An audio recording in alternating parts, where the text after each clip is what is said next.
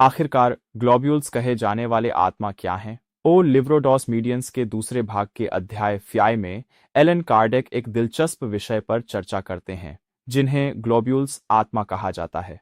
वह छोटे प्रकाश या गोलाकार चमकदार आकृतियों की रिपोर्ट का वर्णन करते हैं जो कुछ मध्यस्थता संदर्भों में देखी जाती है। कुछ लोग इन चमकदार बिंदुओं को प्रारंभिक या संकुचित रूप में आध्यात्मिक अभिव्यक्तियों के रूप में व्याख्या करते थे, लेकिन कार्डेक एक महत्वपूर्ण चेतावनी देते हैं।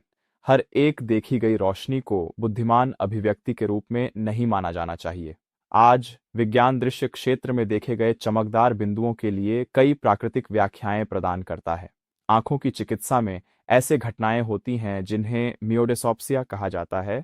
आंख के कांच के शरीर में छोटी कण जो तैरते हुए बिंदुओं या धागों का आभास देती है।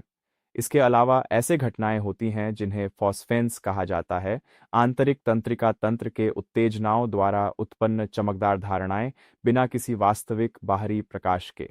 इसके अलावा धूल के कण जो प्रकाश को परावर्तित करते हैं, छोटे कीड़े या ऑप्टिकल प्रभाव अंधेरे वातावरण में चमकदार गोलों का आभास पैदा कर सकते हैं। ध्यान की मनोविज्ञान दिखाता है कि हमारा मस्तिष्क अस्पष्ट उत्तेजनाओं को हमारे विश्वासों और अपेक्षाओं के अनुसार व्याख्या करने की प्रवृत्ति रखता है।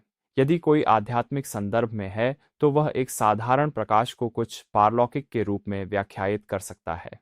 कार्डेक इन संभावनाओं को मान्यता देते हैं और अंधविश्वास के खिलाफ चेतावनी देते हैं। वे सुझाव देते हैं कि किसी चीज को आध्यात्मिक अभिव्यक्ति माना जाने के लिए उसमें बुद्धिमान विशेषताएं होनी चाहिए और केवल चमकदार रूप नहीं।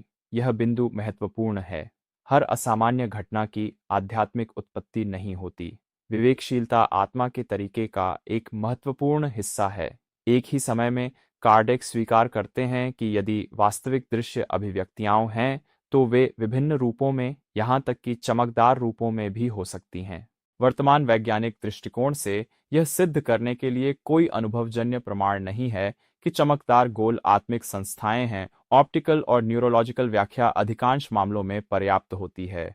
इस अंश का मूल्य विवेक में है। यह सिखाता है कि परिपक्व आध्यात्मिकता किसी भी दृश्य घटना को किसी पारलौकिक चीज के प्रमाण में नहीं बदलती। शायद सबसे बड़ा सीख यह है, जितनी सरल प्राकृतिक व्याख्या होती है उसकी सही होने की संभावना उतनी ही अधिक होती है।